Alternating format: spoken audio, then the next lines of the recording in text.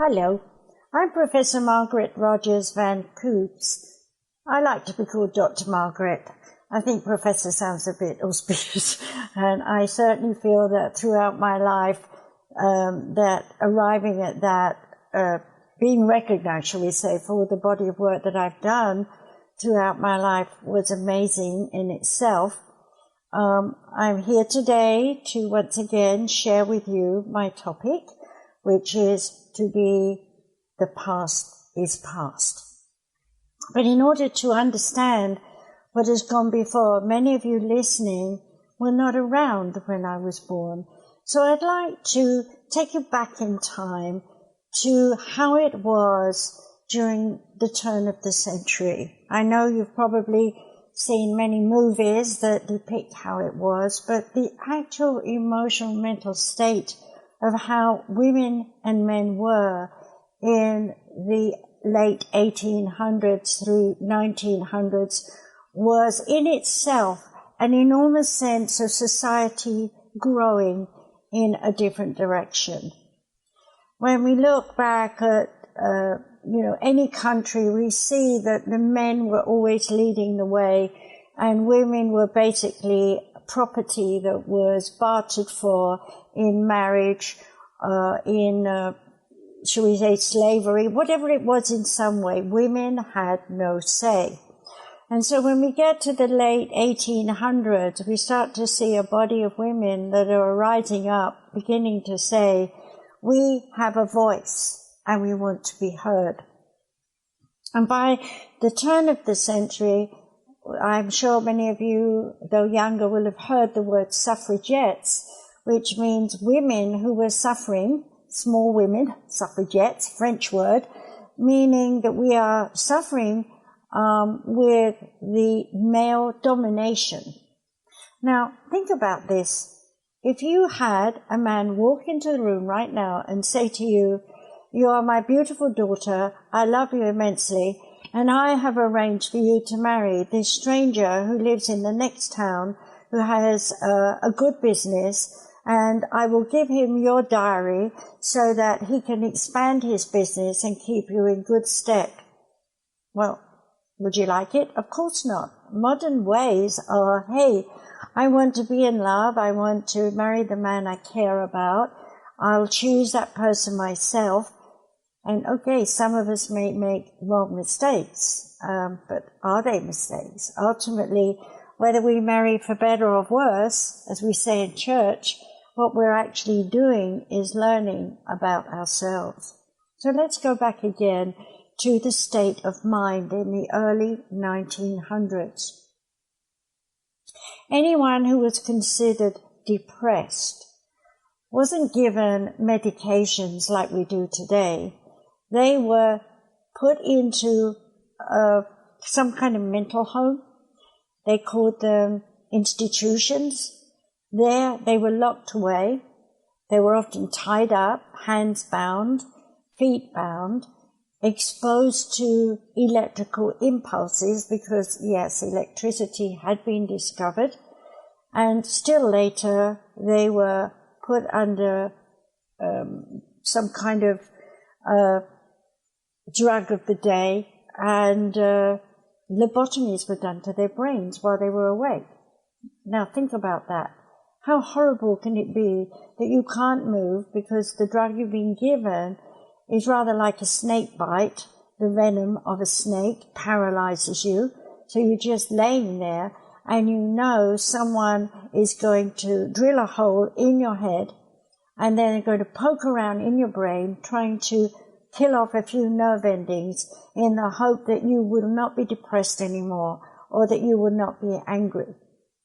And so after that is done to you, you are then taken to a room where you're tied down with belts again so you can't scratch yourself or do anything with what they've done to you, keep you sedated for a few more days, and slowly as you start to wake up, the venom's wearing off, you begin to realize you have no personality. You've lost your courage. You've lost your ability to think for yourself. You don't even know why you're in this place. And now all you know is survival mode. You want to escape. How horrible can that be? Being locked up in a room, trying to get out, banging on the doors, trying to get someone to come and listen to you, and all they do is bang back on the door and tell you, go to sleep, be quiet. And if you keep on yelling and screaming, they'll take you once more again, and once more sedate you, and once more drill a hole in your brain and try and stop you from having rages.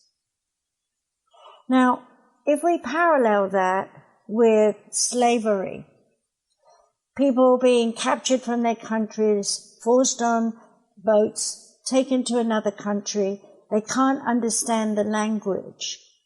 Everyone's yelling and screaming at them that they have to do something, and they have no idea what they're talking about, and therefore they're considered imbeciles. They don't know anything. How wrong could they have been? Terribly wrong. Because everyone in their own country had their own language and knew exactly what they were saying.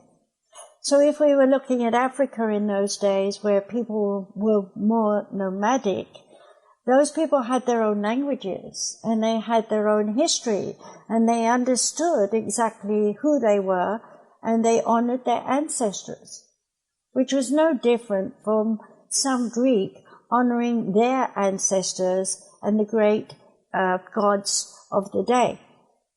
Everyone in some country had a knowing that there was a God figurehead, someone that we could give thanks to for our existence.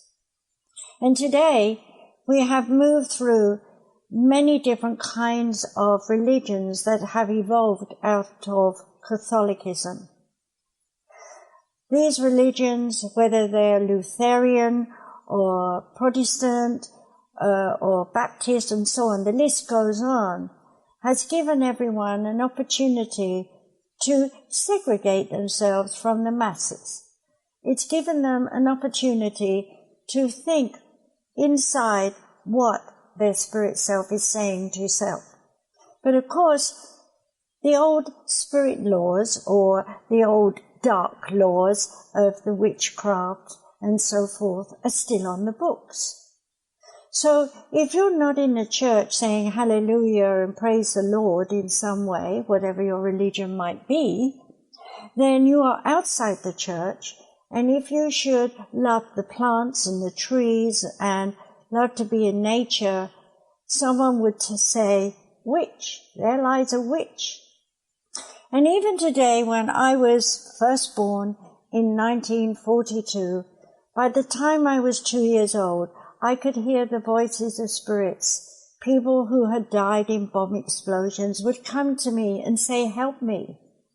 And somehow there would be a great light in my room, and I would shake in fear because I did not understand what was happening to me. And in that moment, those people would disappear in that light. And I thought, wow, that's magic. But at the same time, I was mortally afraid. Now, that is no different from someone being dragged from a country, put on a boat, they've never seen oceans before, and dragged across to a world where there's horses and carts that they've never seen before. Terrifying. No more terrifying or less terrifying than my seeing spirits in my room when I was a small child. So being psychic is not always a blessing when you have no one around you to educate you. I grew up telling people what I could see and what I could hear. In those days, they said I was gifted, though no one exactly knew what gifted was, because nobody could see or hear what I was doing, feeling, going through at the time. I was sensory to everyone's fear, pain, anger, and guilt, because I'd experienced the dead people coming into my room from the war. And yet here were the living, walking people, day by day, walking past me, shaking in their boots with fear that they would not have enough money to buy food, because you see, England had been bombed so much, Europe had been bombed so much, there wasn't much left. And anything that was in existence was homegrown. So farmers had to be very diligent in how food was distributed. And butchers who reared the lambs and the cows also had to be disciplined. And so as a result, there was rules and regulations that everyone should have at least a mouthful of meat, a mouthful of cheese, and a mouthful of bread every day. How do you manage to understand a mouthful? Some people's mouths are bigger than others. Babies have terribly small mouths. So England came up with coupon books, and every family of 4 had a little coupon for meat, a little coupon for bread, and so on. And when we went to the store, Mother would give the book over, and the butcher, the cake maker, or whatever they were, would cut out these tiny little squares that were no bigger than a centimetre square, and put them in a tin and keep them. And then every week, a man would come and take those, and they were added up, and he would be paid for whatever he'd sold. And he would have a little profit that he could then buy his own meat and his own eggs and so on. That was called sharing in a diligent way. And I learned also to understand that someone's cast-offs were a joy to receive from me because I needed new clothes because I was growing so fast. So we had church bazaars and jumble sales, and anyone who had clothes that their children had outgrown or that the men and women had gotten bored with or too fat for or too thin for, they were brought to the church, and we would have what they called a jumble sale. Why? Everything was jumbled up together, and everyone would dig and delve into the piles of things, find out something that fitted them, and give a penny or two old money and walk away happy because they got something different, something new to wear, to use, whatever it might be. So I can really say of those years when I was 10 years old, I was very, very aware of how we had learned to share. But I was also very aware of the class structure, the working class, the slaves on the street who slept under the bushes because they had no money. So they worked slaving away at some part-time local job for the church, so they get fed. I was very aware, too, of the rich, the occult, the churches, all these different things that were going on because mankind was learning to evolve away from war. Yet within our hearts was still the memory of how to fight, to survive, to exist. And that is the basic nature of any human being, animal, insect, plant. Have you ever seen a daisy pushing up through concrete? They find every little crack and somehow they manage it, don't they? That always reminds me that we as humans have just as much passion and desire as a daisy to survive. And yet we never think about it as a gift. We never think about it as a talent that is inborn within us to strive, to evolve, to become a better race, the human race. I've also walked the pathway of interacting with aliens. Now, back in those days, a 10-year-old child could not talk about aliens. So anyone that came to my room at night or took me to a spaceship, I couldn't talk about. In fact, when I tried to tell my mother, she just told me I had a vivid imagination. But years later, when I was an adult and talked to her about it, she had to admit that she too had seen aliens in her room. So from that I did use that we, generations after generations of history, have all been watched and observed by aliens for memories long forgotten, that they know how we've evolved, and their job is to make sure we keep evolving. And of course, as we've evolved, we've begun to realize that we can do much more than we ever dreamed.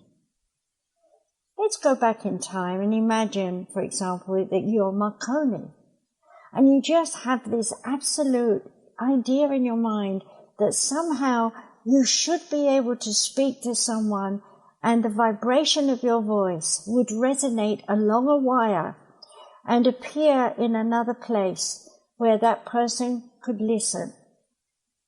If you're a young child, maybe you've gotten 2 cans and strung them together with a piece of rope, and your friend has gone one end and you've gone the other, and you pulled it taut, and you're able to hear one another talking to you.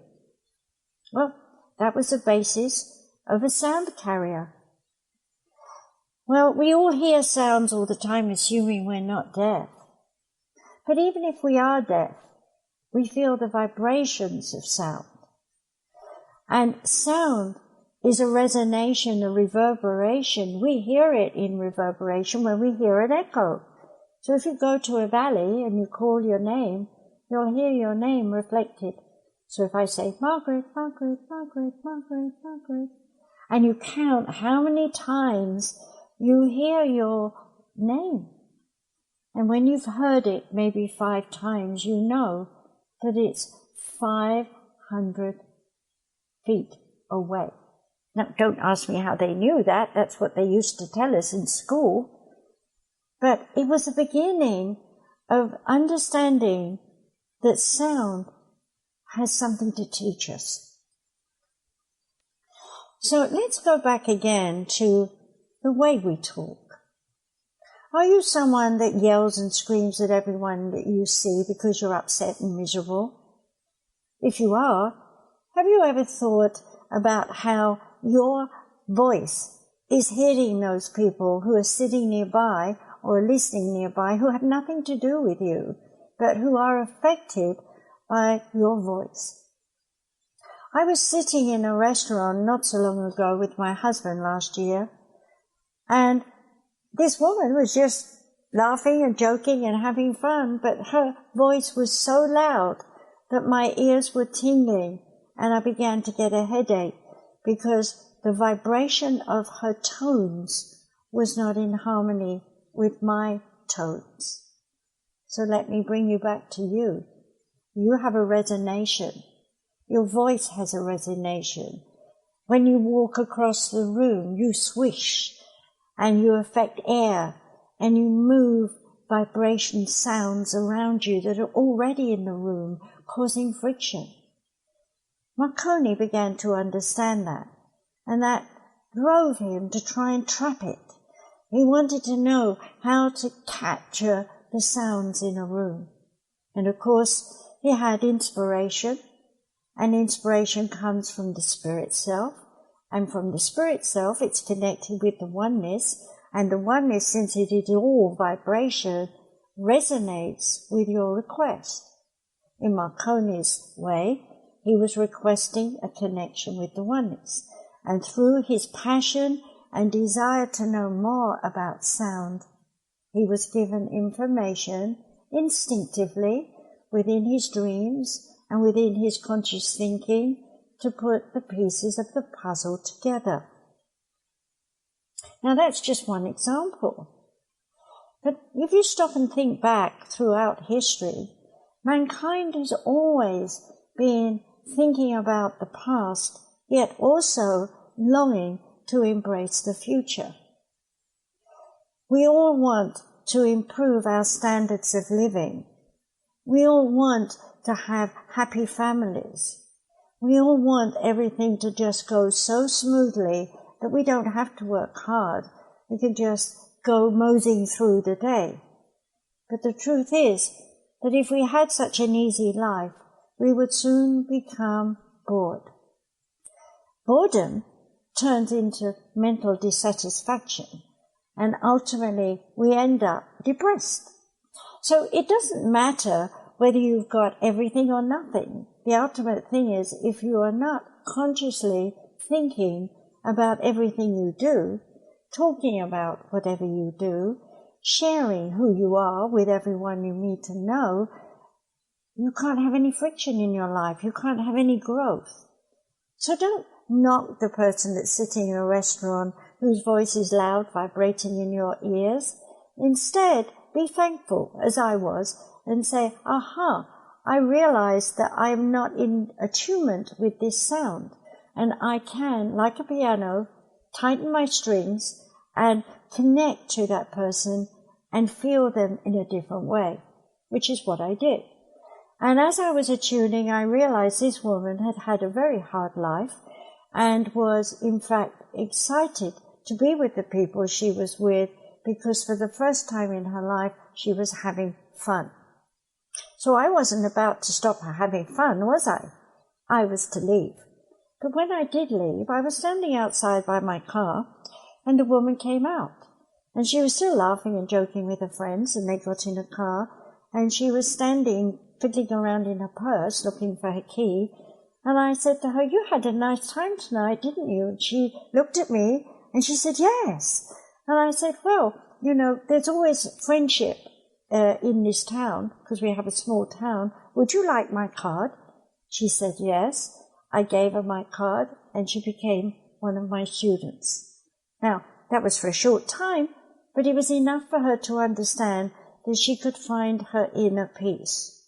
And that inner peace was the inner reservation, or reverberation, if you like, or whatever you want to think about her thoughts, as a quietening of her worries, a sensitivity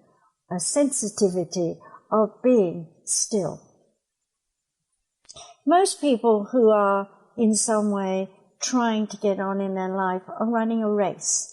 They feel like they're having to do everything in the moment's notice, or they have to hurry up and get it done in at least a year. They set themselves a date. Well, the bottom line is, we are not alone in this world. And if we go back to the suffragettes of so long ago, it took only one woman to announce that she felt that she should stand outside and tie herself to the railings in the street, when other women came along and saw what she was doing and followed her example till many were doing it. It was only when many were doing it that the men came along and thought, what are these women doing? We have to get the police and we have to arrest them and so on and so forth. But that entry of the man into the woman's world, bringing the police into the situation, it enlarged the problem so that people saw the problem, paid attention to the problem, and began to consider what could be done with the problem. So yes, we're all detectives, and we all look for solutions. But if we can't find a solution, given that we're trying to keep the old ways going, then we're forced in some way to look for a new solution and bring up a new idea, a new invention, a new perception in the way we perceive ourselves in this world. So going back to the suffragettes and all the women who began to start working in World War I, because all the men were overseas fighting and long gone for over 6 years, the women were able to take on the jobs that the men had been doing. Now imagine that. Up until before that war, women were considered homemakers. They could knit and sew and darn socks, because socks were needed on the front lines for the men. Well, that's gone. Now they were busy in the factories, working with keeping food supplies going to the front lines, working with making their uniforms, working with industry to keep their home fires burning, as it were, which is why that song arose. So women were pioneers in those days. And in the nature of pioneering, if we go back to this country and the pilgrims who arrived, it was the women who were the pioneers in finding ways and means to feed their families, support their men when they went hunting, and do what was necessary. Unfortunately, they carried disease, which was also bad for the natives. But that's another story and another time. But I just want you to realize by listening to these historic events that we are here to evolve. We are not here to stay stuck in a rut, doing the same thing day in, day out, until we die. So, coming back to when I was born, during that time, so many died. The world was beginning to say, I wonder if my uncle or my auntie are in the spirit world after that bomb killed them. And here was I, this little child, a medium, hearing the voices of their loved ones telling me while I'm riding on a bus, go over and tell her I'm happy and I'm fine, and my name's Mavis. I remember that one well. The woman looked very miserable and long-faced and didn't look at all approachable. But I just tapped her on her knee. I was only 4 years old. And I said to her, Mavis says she's all right. She looked at me. She was shocked and then bawled her eyes out. And my mother said, what did she do? Did she hurt you? And she said, no, on the contrary. And she hurriedly got off the bus. And my mother said, now don't talk to strangers. You see, that was the way. But it was such an emotional moment. It made me remember that moment. It was a private moment, a personal moment, one that was special for me, that made me realize that I was helping someone. By the time my father came back from the war, I was 4.5, and became his companion to go to his regimental unions for his men, I was taken along because my mother was a cripple. And as a result of that, I used to sit on men and mothers, husbands, wives, to, be friendly and chat. And while I was doing so, I was healing their pains, I was taking away their anguish, and I was seeing their spirit guides or their loved ones. So I was giving messages a lot, and everybody loved it, and I was happy because I could do it. By the time I was 7, I was commemorated by the whole Suffolk Regiment, had to stand on a dais, salute everyone as they marched past. Another memory that was triggered into my emotional self as a child, that I'm here to do something. I'm here to help people. And as we move forward in my life, I watched the general public in voting saying, in order to run a country, we have to have the upper class who know everything, because the working class don't know how to run a country. And the Labour Party, as we called it in those days, arose, and the different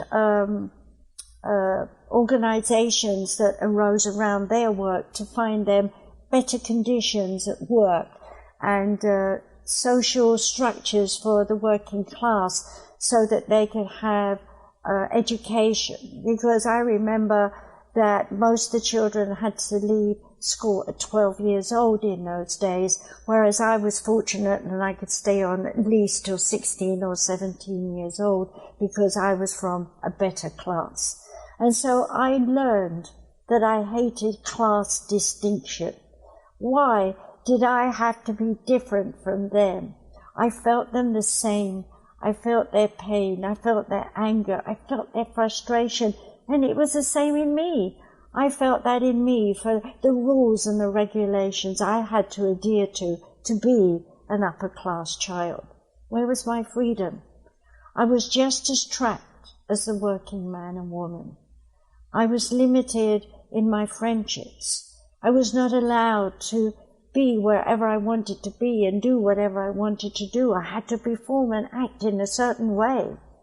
I was jealous of the free people who could run in the park and swing and yell and shout.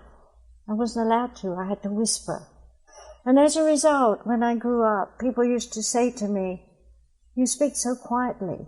You whisper. Why don't you speak up? And I'd say, well, I've always spoken quietly. Well, when I got into the public eye, it wasn't so easy to be quiet. They didn't have microphones in those days, so I had to learn to shout a bit. And it seemed to me that I was yelling my head off when I was giving a talk or a lecture. But in fact, people still told me that my voice was soft and quiet and that they felt a healing from me. And as I became a public figure over the years, teaching people to understand their psychic ability and to honor and respect their inner self, the soul, the spirit of divine essence that is in all of us, people began to understand. But it wasn't till I went to India and I was up in Rishikesh. A wonderful temple was there with these great wise Hindu masters. Their auras were golden. And yes, I could always see auras from when I was a child. So I was amazed to see a golden aura, because most auras were yucky blues and browns and greens, and once in a while I'd see an opalesque one, but mostly everyone was miserable and depressed, so we didn't see gorgeous auras. And here I was about 30, I think it was 77, something like that, I was there. And so I was in my 30s, and here I am looking at these gorgeous auras, thinking, wow, these are truly spiritual entities. And we had a break, and they asked me to join them. And I've written about that in my book, My Journey into the Oneness, so I won't bore you with all the details, but I will tell you that this wise one leaned forward and he said to me, Master, who are you? I was shocked. Master? Me? No way. I'm too busy wondering what I'm going to do next and how I'm going to do it and why I should do it and when, and so many questions. And so I gave him the usual response I gave many people. I'm just a seeker of truth. I'm trying to find my way like everyone else. And he said again, Master, who are you? I was speechless. Then he said, let us go and join the others. So the answer was not there in me. But I thought about it a great deal. And when I got back to England, I had to give a lecture at the Mind, Body and Spirit events that we used to have back in the 70s. We were the pioneers in England of those events that now happen in America and other countries. And I had chosen to speak about our spirituality. And I began with, I am a master. Immediately everybody's hands went up and I stopped and I said yes. And the questions came, are you master of metaphysical things? Are you master of healing? What are you? And I let them ask many questions, probably 10 or 15 people, and not one asked me the same question as to what I was master of. And finally I smiled and I said, I've come to know I am master of myself. No matter what people do to me, no matter what people say to me, no matter where I am, I have the freedom of choice to decide for myself and stand by my choice, no matter how hard that may be, to believe in what I'm doing. Everyone came to me afterwards because I followed with the talk on how to be master of yourself. And today, I still teach that from time to time. Yes, the world has changed. Yes, people look at things differently, but many people still feel they are out of control. They've lost their way. They're full of technology. They may be master of how to talk to someone over the wireless, or they may be master of how to invent a new machine that gives impulses to heal someone. I've seen many people come through my life who have been inventors, who have new technologies, different types of hypnosis theories to place on one another. They've sold their books, they've done whatever they've done, and yet, when I talk to them, I ask them, who are you? They look at me and say, well, I teach this and I teach that and I do this and I do that. And I say, but who are you? Nobody stops to think, who are you? Well, as a young child I did, because having so many influences from spirit guides, and master teachers of the spirit world and aliens and all the many tests and things I went through, and that Indian man up in that marvelous temple asking me, who am I? I put the pieces together and I said, I am that I am. And my heart was full of joy, even now as I say it, for I understand that as Jesus wrote in his words in the way of the Jewish people of the time, he was saying the same thing. I am that I am. So what does that mean? And what does it mean for the future generations to come? I've been talking a great deal about the DNA, our ancestors, the things that people have done before we arrived. So when I talk today about suffragettes, those women, they did things that left us a message in our DNA that freedom is important. The slaves of the past, whether they were black, yellow, it doesn't matter what race they were, they too left a message in their genes that life is precious and we should appreciate life and not throw it away. When I see people on the streets today with guns, killing one another, whether they be police in defense or people running from the police or war issues in other countries where people are bombing one another, I am shocked. I am appalled that we have learned nothing in over 100 years. We still have people shouting, I'm black, I'm yellow, I'm pink, I'm purple. Why do we have to tell what color we are? Why can't we just say, I am that I am, and all that I am is all that I choose to be?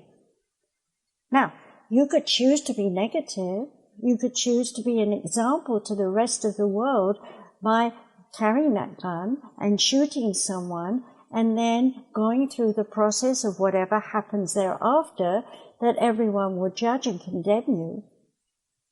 But will they remember the lesson?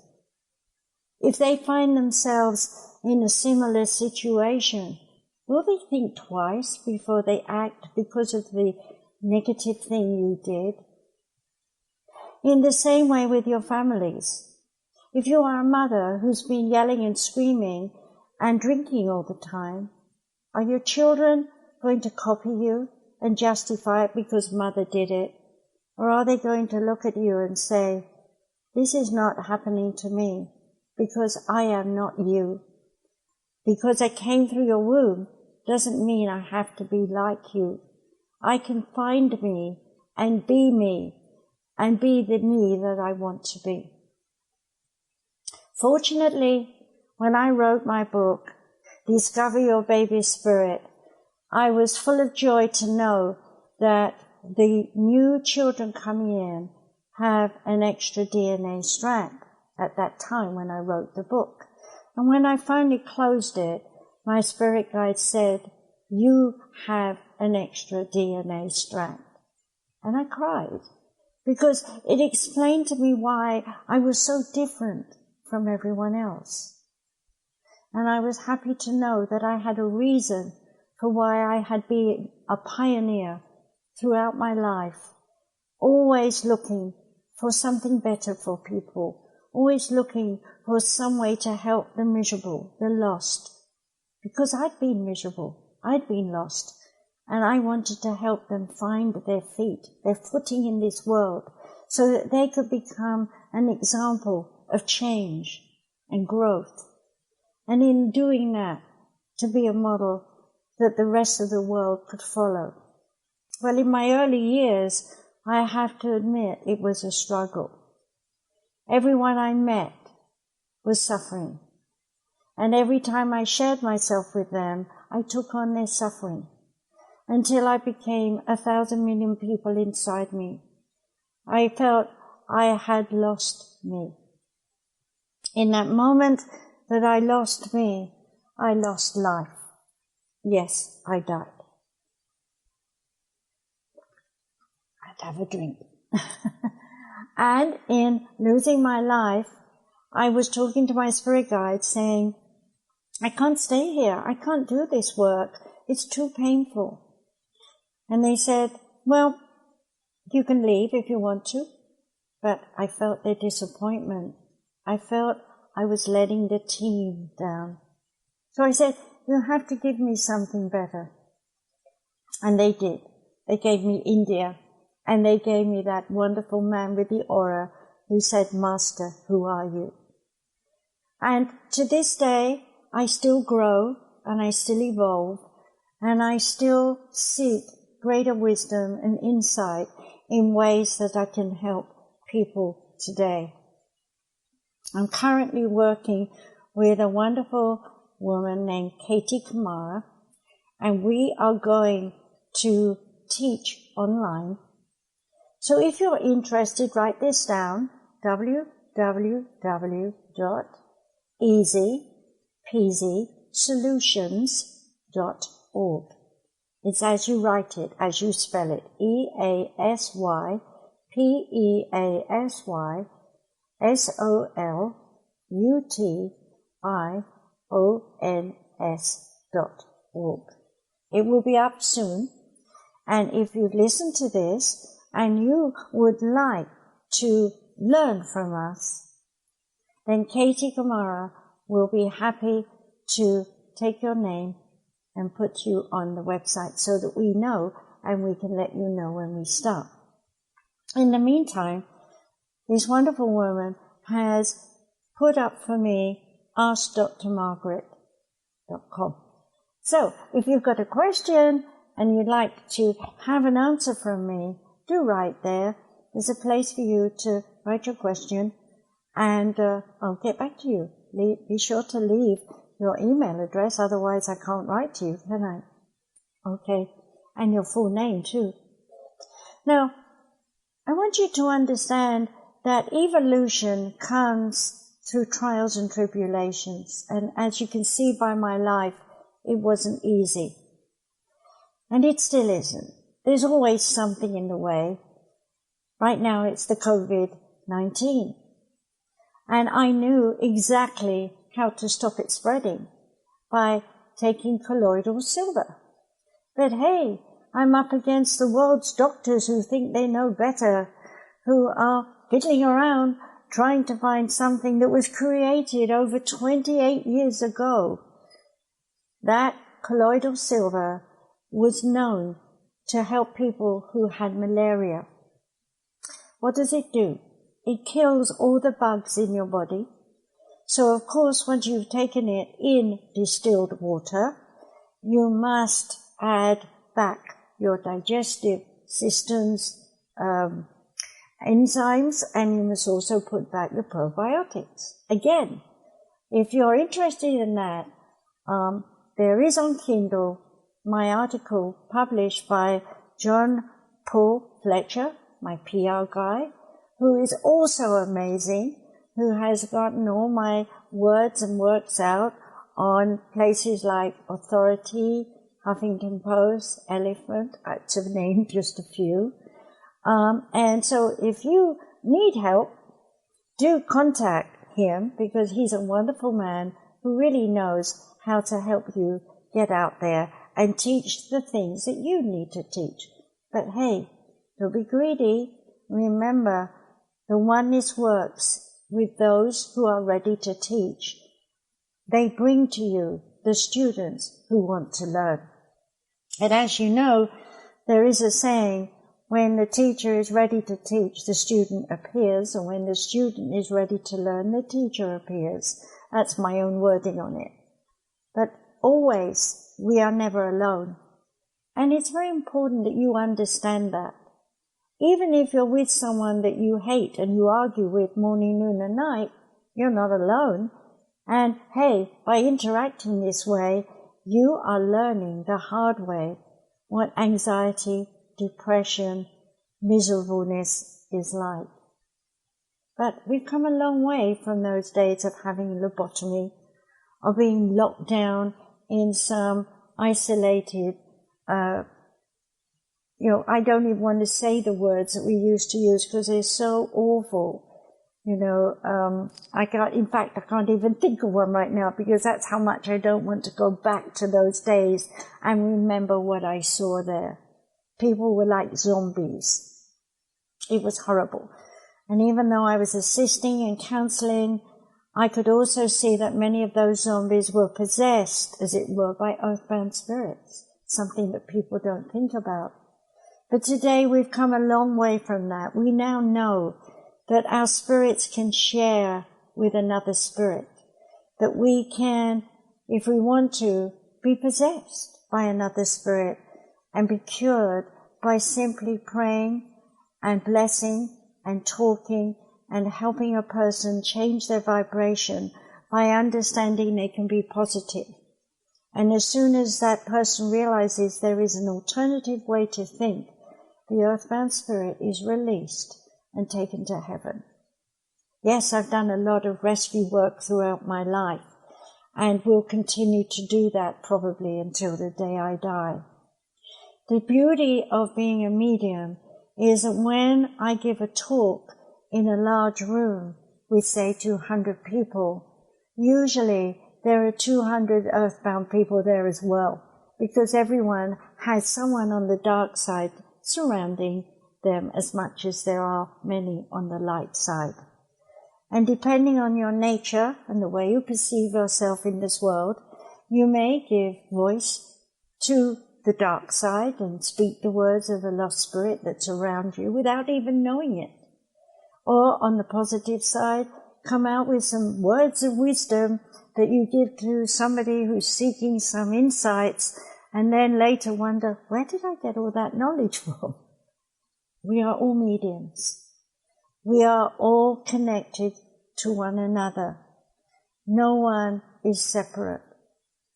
Even the darkest soul, lost in the darkest realms of the first plane of evolution, is not alone. If you think about an amoeba, it separates itself into two and continues to do that. It's a habit. It only knows separation. Well, the oneness is like that too. We are fragments of unity, all separated from the original core that is the I am, the one. And we also desire to return to be a part of the one. And so we are constantly in ascension and descension. I'm happy to say that Katie Kumara has gotten my last book up recently called The Light Side of the Oneness. You might like to read that book and understand just how the oneness functions in the light and the dark. And I also have a book called The Dark Side that was written just before that one, and they go together, they're twins.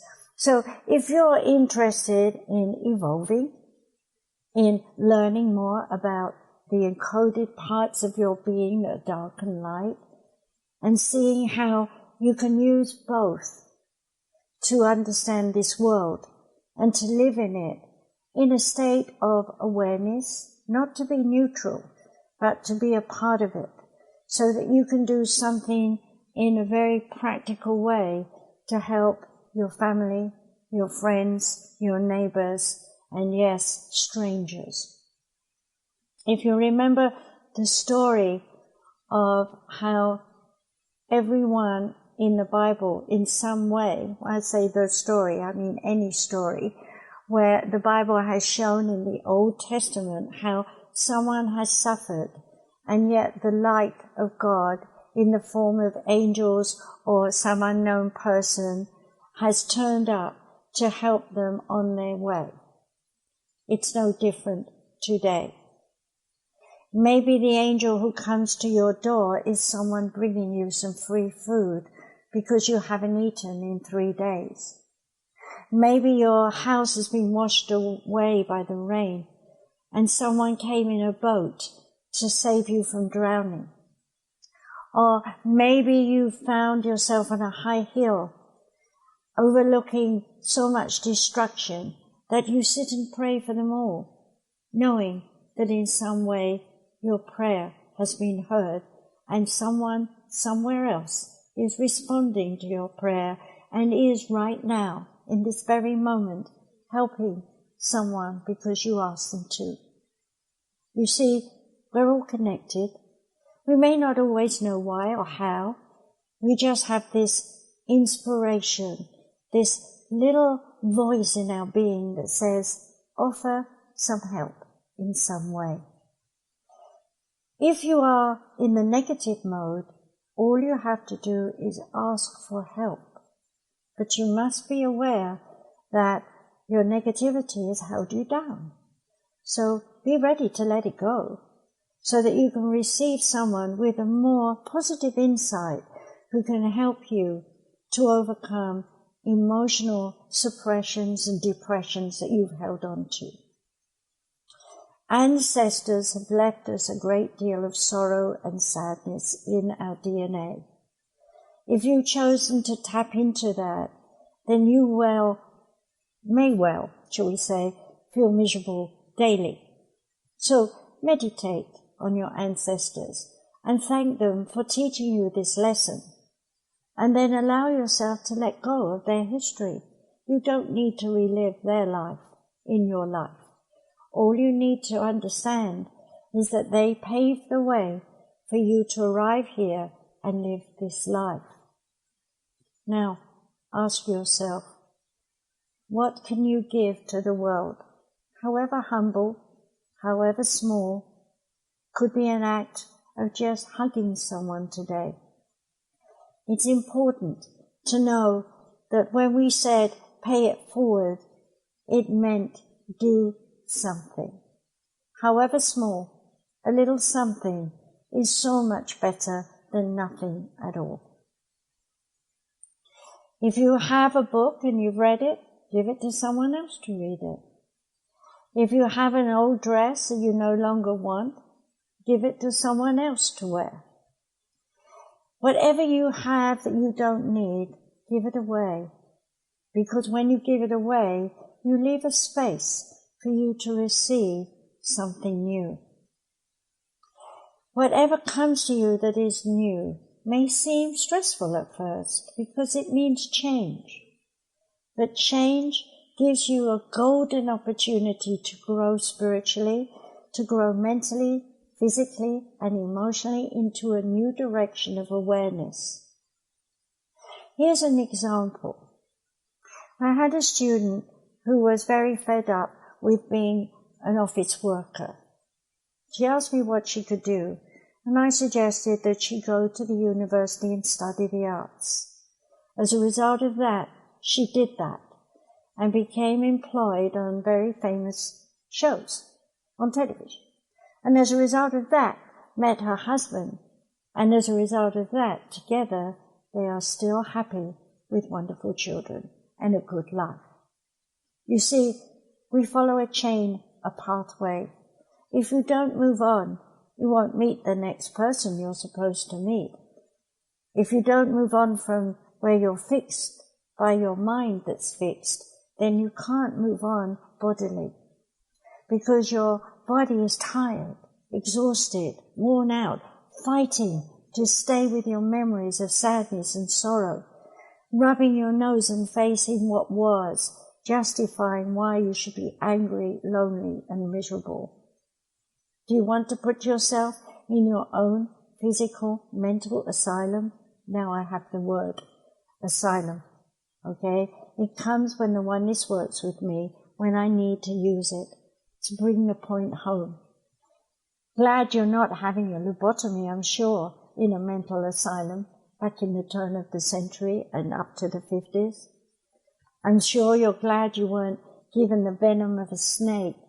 But are you taking those horrible depression medications that leave you tired and exhausted and you can't be bothered to do anything else? Hey, don't repeat patterns from the past.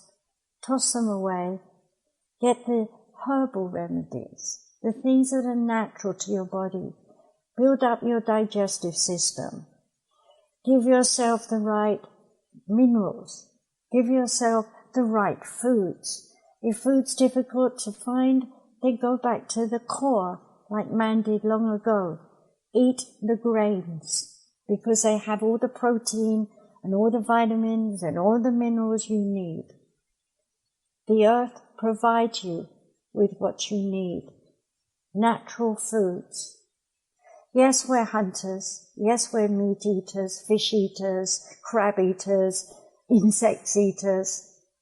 We eat anything that gives us protein, because we do not manufacture protein like some animals do. As part of our makeup, as part of the way we were made to exist. So don't feel you have to be a vegetarian and deny yourself all the right protein. You could eat beans forever and ever and still not get enough. I'm not advocating that you become a meat eater. My own sister is a vegetarian. But what you have to realize is, if your body is weak, you're missing some parts that are important. So be sure you get the right foods for your body. A while back there were people selling certain diets and things and what kind of person you are and what kind of diet you should be on. Well, that's been and gone, hasn't it? Now everybody's worried they're not going to get any food and they're cramming their fridges with all sorts of food that normally might not buy. What are you eating from other countries that doesn't affect you or does affect you in the wrong way? People are not used to having foods from another country. When you were a baby, you weren't given those foods. You didn't even know they existed. And you wonder why your alimentary tract is sick. Eat your homeland foods. They're the things you grew up on. Those are the things that will heal you. And now let us be aware that we are all human beings. No matter our color of skin or religion or philosophy, we are humans. And as humans, we have emotions. And those emotions are stimulated by our spirit that lives in our body. It's your spirit that will leave when you die. And it is your spirit that will return to your collective soul group as energy. Think on this. You have been alive on this planet in what we call our past. You have also been alive in what we call our future to come. For you see, in the oneness there is no time. You can incarnate in any period, in any place, in any form, in any solar system that you don't know about right now. So when you think about we should travel to Mars, you're thinking about this solar system. Hey, there's just one spot in the vast cosmos. So stop thinking about your spiritual involvement and instead think about how you can be most spiritual in your body on this planet by doing whatever you can do to help yourself, your children, your family, your neighbors, and people across the world to live a happier life. Put down your judgment, for it does no good to you or anyone else. Awaken to the peace in your heart of knowing instinctively what is the right thing to do. Everyone has a place in our society. Everyone has a chore to do. And everyone will do it, even if they don't know they're doing it. Because yes, often our spirit is silent while we're in the body. But instinctively, without knowing why, we respond to stimuli. We do whatever we want to do. We rationalize it afterwards. But ultimately, we've left ourselves and the world a message. We can't all be great sages of our time, but we can be honest neighbors, loving friends, and wise counselors.